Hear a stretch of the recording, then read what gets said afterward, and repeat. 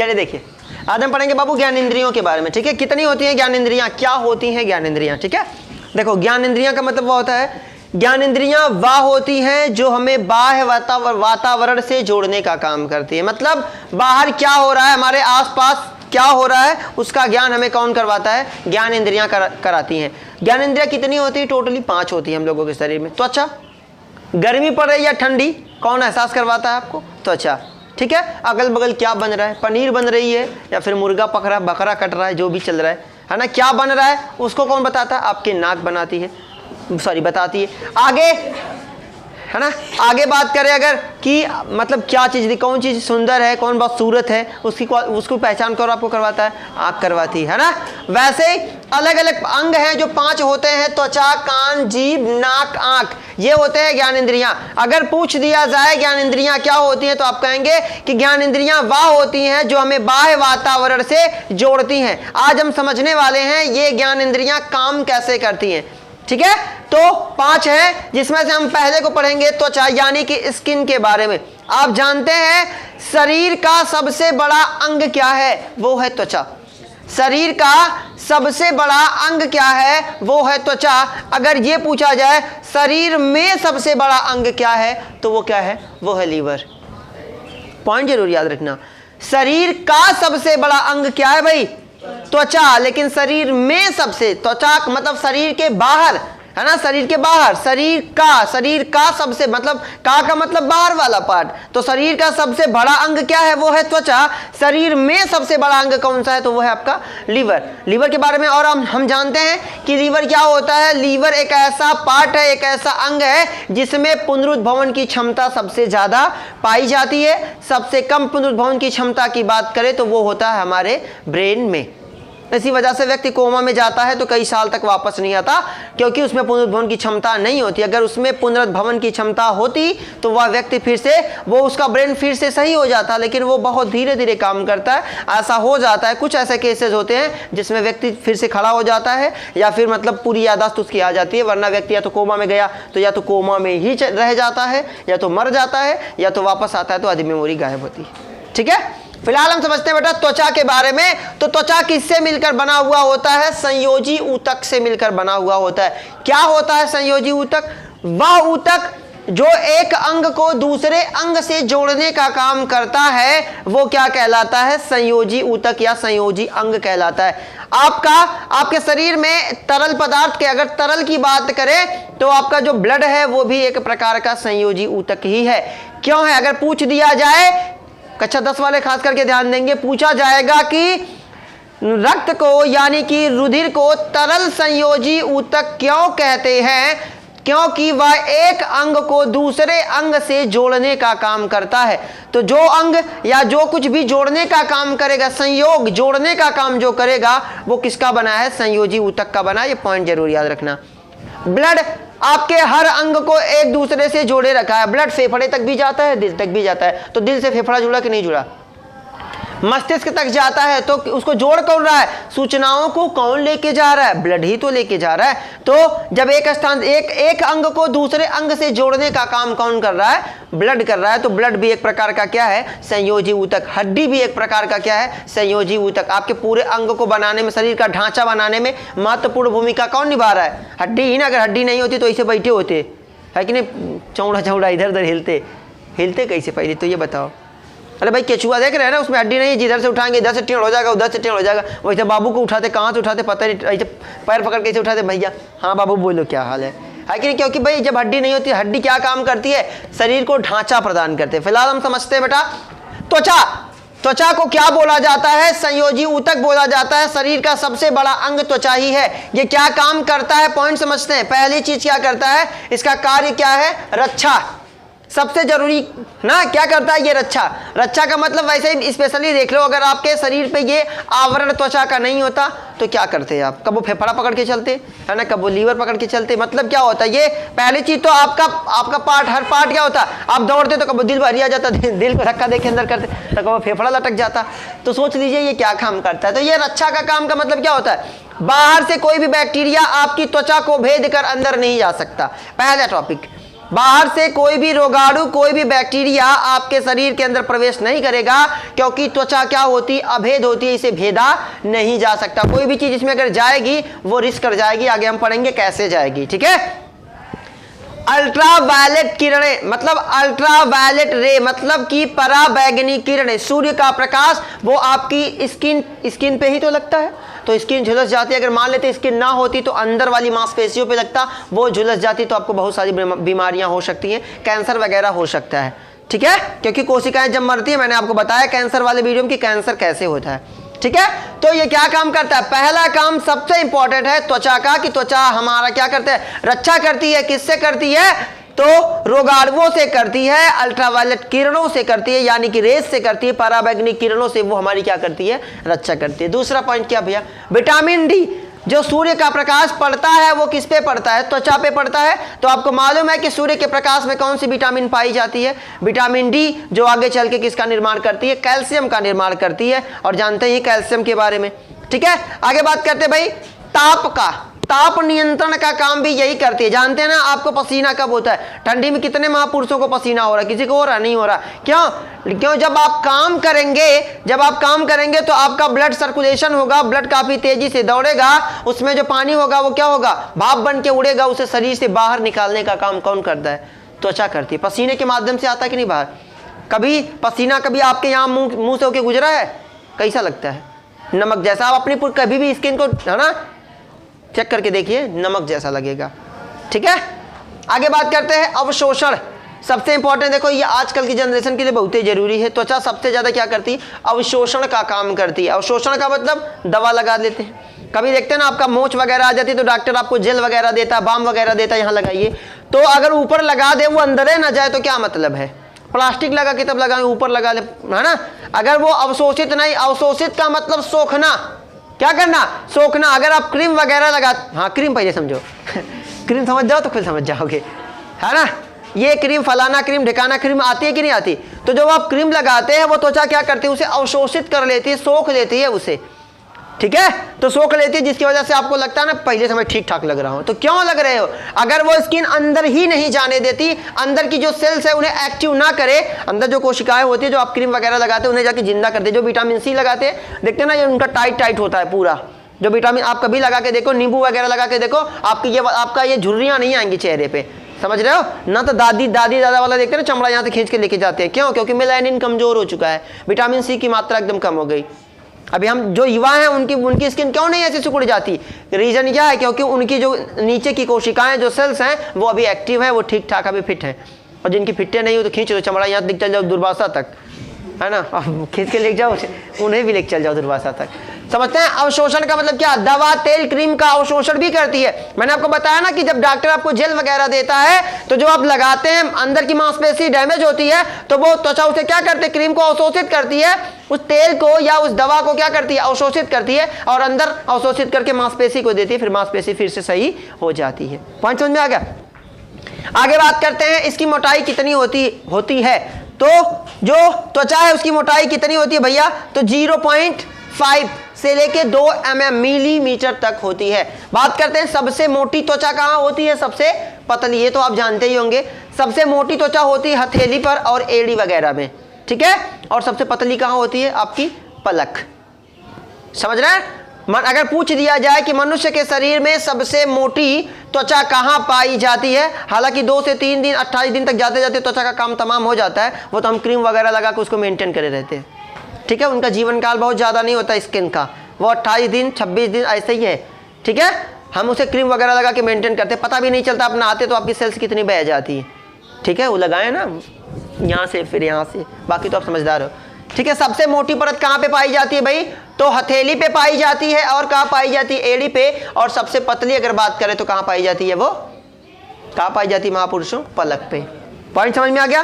तो ये था आपका त्वचा। पॉइंट जरूर याद रखना, रक्षा करती है, विटामिन डी बनाती है, ताप नियंत्रण करती है, उत्सर्जन का काम करती है। उत्सर्जन जानते ही कि नहीं जानते, उत्सर्जन भाई अपशिष्ट पदार्थों को शरीर से बाहर निकालने की क्रिया क्या कहलाती है, उत्सर्जन। वे अंग जो उत्सर्जन में सहायता करते हैं उन्हें बोला जाता है उत्सर्जी अंग। वे पदार्थ जो बाहर निकलते हैं उन्हें क्या बोला जाता है। मान लेते हैं अगर इसी कमरे में कोई लड़का ठीक ठाक नहीं है, ढंग का बिहेवियर उसका नहीं है, तो एक तमाचा उसको मार के कहूंगा बाहर निकल जाओ, तो जो बाहर निकाल रहा है मैं क्या हूं? उत्सर्जी अंग। समझ रहे हैं ना? तुम्हें निकाल रहा हूं, निकालने की प्रक्रिया क्या है? उत्सर्जन। और जो निकल के गया वो क्या है? उत्सर्जी पदार्थ, है ना, या अपशिष्ट पदार्थ। पॉइंट समझा क्या कि नहीं? आगे बात करते हैं बेटा कान के बारे में। वेरी इंपॉर्टेंट टॉपिक क्या क्या है इसके बारे में समझ जाते हैं। कान क्या होता है? कान वैसे तो माना जाता है, कान है ना, कान के दो भाग होते हैं, एक होता है बाह्य, एक होता है आंतरिक। मैंने आपको ये पहले भी बता दिया जब मैंने आपको विकास पढ़ाया था, तो मैंने बताया था कि जो आपका कान है ये बाह्य कर्ण, जिसे कर्ण पल्लव बोला जाता है, इन फ्यूचर यानी कि आने वाली भावी पीढ़ियों में ये नहीं होगा।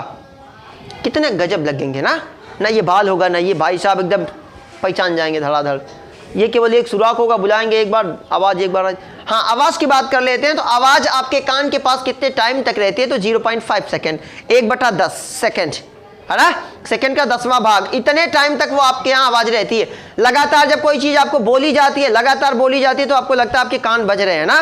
कोई आवाज बोलेंगे राम बोल के फिर तुरंत श्याम बोलेंगे तो राम श्याम दोनों मिल के सुना जाएगा। जैसे उन्हें मारा मारा मारा मारा मारा बोलेंगे तो राम राम सुनाई देगा, क्योंकि आवाज जो है क्या होती है? 0.5 सेकेंड तक आपके कान के पास रहती है। उसके बाद वो क्या होती है? या तो वापस चली जाती है या तो अंदर। ठीक है, लगातार बोलेंगे तो परावर्तन होता है ना, ऐसी जगह पे कभी जहां पे आवाजें गूंजती हैं तो आप एक बार बोलते हैं, आवाज टकरा के फिर आपको बार बार क्यों सुनाई देते? क्योंकि 0.5 सेकंड नहीं हुआ होता है, तब तक वो आवाज आके आपको क्या करती है? फिर टकरा जाती है। समझते हैं ना? तो अगर पूछ दिया जाए कि आवाज हमारे कान के पास कितने टाइम तक रहती है, तो 0.5 सेकंड तक रहती है। कान की बात करें तो कान के दो भाग होते हैं, एक होता है आंतरिक, एक होता है बाह्य। ठीक है, बाह्य की बात करें तो ये वाला पोर्शन, ठीक है, ये क्या है? इसे बोला जाता है कर्ण पल्लव। क्या बोला जाता है? कर्ण पल्लव। कान इस वाले भाग को अवशेषी अंग भी माना जाता है। बात करते हैं आगे, इसके दो भाग होते हैं, एक होता है हेलिक्स, ये वाला पोर्शन ऊपर वाला, और दूसरा होता है लेब्यूला, ये वाला जिन्हें हम कनबलिया पहनते हैं। ये देख रहे कि नहीं देख रहे? अब कुछ देखो, एक्चुअल में ये बना किसके लिए? ये बना, देखिए इसको हमने बना दिया श्रृंगार के लिए, है ना, लेकिन ये क्या है? एक अवशेषी अंग है। अब देखो यहाँ चालाकी देखो, मम्मी पापा की चालाकी देखो। लड़की एक तो यहाँ कान छिदवाती है, चलो यहाँ छिदवा, चलो भाई लेब्यूला छिदवा दे, कोनो दिक्कत ना, फिर यहाँ हेलिक्सोम घुस जाएगी, यहाँ तक पहुँच जाएंगे। मतलब यहाँ पूरा है ना, लेब्यूला तो भाई बना है, चलो ठीक है यहाँ तक, मतलब मम्मी यहाँ तक छिदवा देंगी, खर्चा बढ़ गया पति का। अभी वाला मेंटेन करो, एक तो 5,000 का वो खरीदे, यही 15,000 का वो खरीदेगा, ये मेंटेन बना कौन है भैया? लेब्यूला में लगाओ ना भैया, हेलिक्सोम कहाँ घुस रहे हो? लेकिन क्या करेंगे, यहाँ तक लगा, नहीं चल रहा ट्रेंड, देख रहे हो ना, यहाँ तक लग रहा है। 15,000 में तो 15,000 में 30,000 बढ़ गया, खाली बढ़ाए कौन? पापा। अगर एक के छिदवाए होते तो कोई दिक्कत नहीं ना होता। चलो फिलहाल तो किसमें पहनते हैं, किसमें पहना जाता है? लेब्यूला में। किसमें? लेब्यूला में। लेकिन आजकल कुल बंटाधार। बात करते बेटा, ये था बाह्य भाग।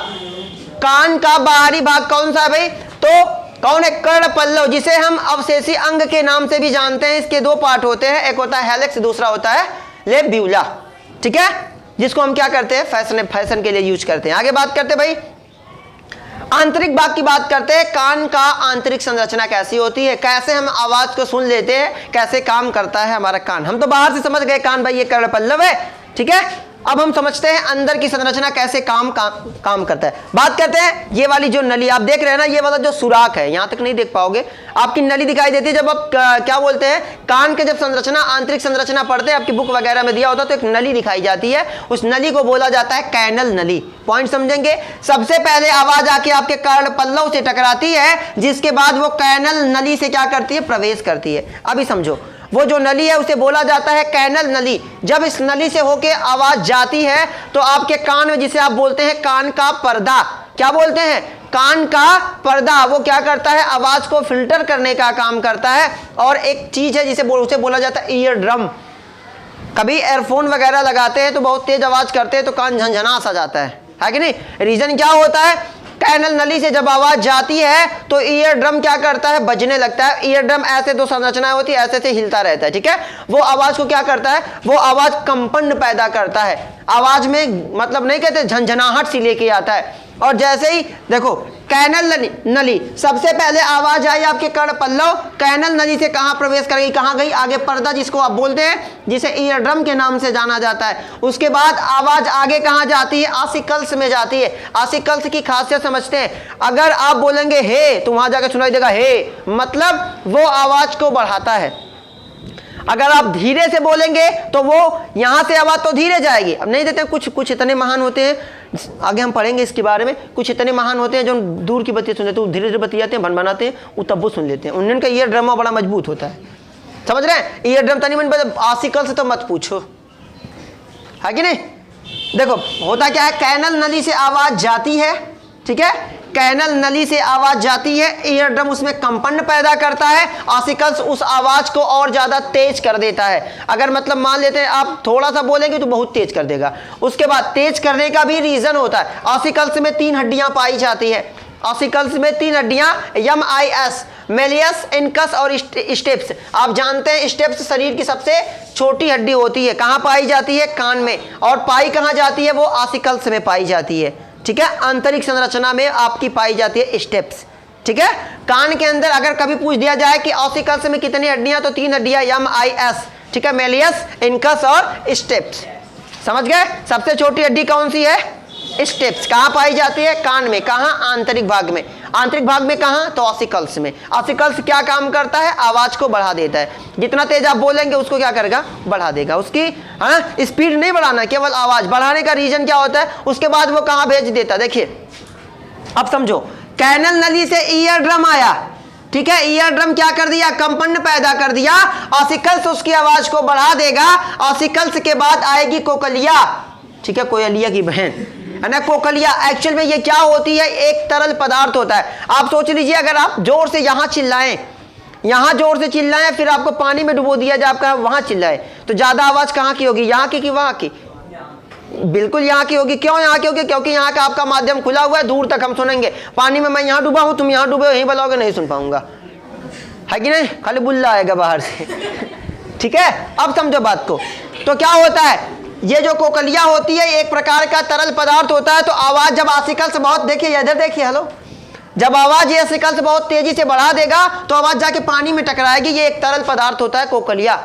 कभी कभार फट जाता है कि नहीं? पर्दवा आता है कि नहीं आता है? उका आ रहा है, समझ रहे हैं कि नहीं? कभी कभार आवाज बढ़ जाती है तो वो तो अलग बात है। तो कोकल देखिए, ऑसिकल्स से आवाज आके टकराती है कहां? कोकलिया में। ये एक तरल पदार्थ होता है जो उसकी आवाज की गति को क्या कर देता है? कम कर देता है। क्या कर देता है? कम। ये देखो बढ़ा रहा है, और ये क्या करेगा? फिर कम कर देगा। किसे भेजेगा? कार्पोरा पेंडिकल को। पॉइंट समझेंगे? किसको भेज दिया? कार्पोरा पेंडिकल को। यह ब्रेन का एक भाग है। आप मुझे गाली दोगे, कान में मेरे सुनाई देगा, वो तुरंत सूचना। ये कार्पोरा जो पेंडिकल है, ये किसका एक पार्ट है? ये ब्रेन का ही एक पार्ट है। ये तुरंत सूचना देगा गाली दे रहा है तुमको, तो ब्रेन क्या कहता, तब गिर जाओ, है ना? तो फिर हम देने लगते हैं गाली। तो पॉइंट समझिए, आप आराम से गाली देंगे, हाँ गाली की बात क्या है, खैर है ना, आप आराम से बोलेंगे, ईयर ड्रम कंपन पैदा करेगा, ऑसिकल्स उसकी आवाज को बढ़ा देगा, जबकि कोकलिया क्या करेगा? उसके आवाज को क्या करेगा? कम कर देगा। और आगे किसको भेज देगा? कार्पोरा पेंडिकल को, या ब्रेन का एक भाग होता है जो आपकी आवाजों को क्या करता है? ब्रेन तक पहुंचाने का काम करता है। एक टॉपिक आगे समझो। अचानक आप रास्ते में, आप जा रहे होते हैं रास्ते में, और अचानक से क्या करते हैं? अचानक से आपको कोई आवाज आती है और धड़ाक से आपका मुंह खुल जाता है। अरे कौन अकेली? होता कि नहीं होता? झटका लगता है कि नहीं लगता? क्यों लगता है? क्योंकि एक नली, मैंने यहां लिखा है एक नस, है ना, कान की एक नली आपके गर्दन में आके जुड़ती है, समझ रहे? और अचानक यहां से अचानक बहुत ज्यादा आवाज आएगी। तो सोचो, बहुत ज्यादा आवाज आई, कैनल नली में घुसी, तो ईयर ड्रम क्या होगा? कंपन कर गया। और ये बताओ क्या करेगा? ये बहुत ज्यादा आवाज करेगा। भाई नॉर्मल पे तो ये बहुत आवाज करता है, और जब बहुत आवाज कर, अगर मैं आपको लड़कों को कह दिया जब बाबू हल्ला मत करो, तो कितना हल्ला करते हैं? अगर कह दिया हल्ला करो, तब सोचो कितना करेंगे, है ना? वही चीज है। तो जब बहुत अचानक से आवाज आती है कैनल नली में, तो ईयर ड्रम क्या होता है? बहुत तेजी से कंपन करता है, ऑसिकल्स और ज्यादा आयाम करता है, और ये कोकली कितना कंट्रोल करेगा? और तब तक क्या होता है? अचानक से आपका मुंह क्या होता है? खुल जाता है। कभी पूछा जाए कि मुंह क्यों खुलता है, तो अचानक ही आवाज जब आएगी तभी। मूवी वगैरह देखते हैं, हॉरर मूवी की खास करके यही होती है, उनकी आवाज आराम से आती है ना, आराम से आता है, एकदम सन्नाटा हो जाएगा, जैसे भी हो रहा है, अचानक खटाक से खुलेगा, डर जाओगे, है ना? आजकल देखते हैं ना वो जो मीम्स वगैरह बनाते हैं, वो आपको मोबाइल में दिखा, मोबाइल में आप ध्यान से देखते रहेंगे, अचानक से आ जाएगा, धड़ाक से थोड़ी तरीका नहीं आ गया, मोबाइल फूट जाती है। कई लोगों की मोबाइल ऐसे ही फूट गई, है कि नहीं? मतलब सन्नाटा रहता, कुछ नहीं रहता, गेट खुलेगा, धड़क से कौन इतना बड़का मुंह आएगा, डर जाएंगे हम। वो क्या है? वो बस होता कुछ नहीं, आवाज, बिना आवाज के आ जाए, आवाज को हम कम कर लीजिए, देखेंगे नहीं डरेंगे, क्योंकि अचानक हम उसके चेहरे से नहीं डर रहे, हम उसकी आवाज से डरते हैं। हॉरर मूवी में हम सबसे ज्यादा किससे डरते हैं? चेहरे वाले से डरते हैं? नहीं, आवाज। आराम से जा रहा था तो दरवाजा खटाक से खुलेगा, अरे बाप रे, तो उधर लैंप गिर गया, तो बिल्ली भाग रही, चूहा भाग रहा है, कुछ अचानक कैसे होता है ना? तो ये था आपका 2 पार्ट, ठीक है। आगे हम पढ़ेंगे जीभ और नाक के बारे में, ठीक है। Best of luck.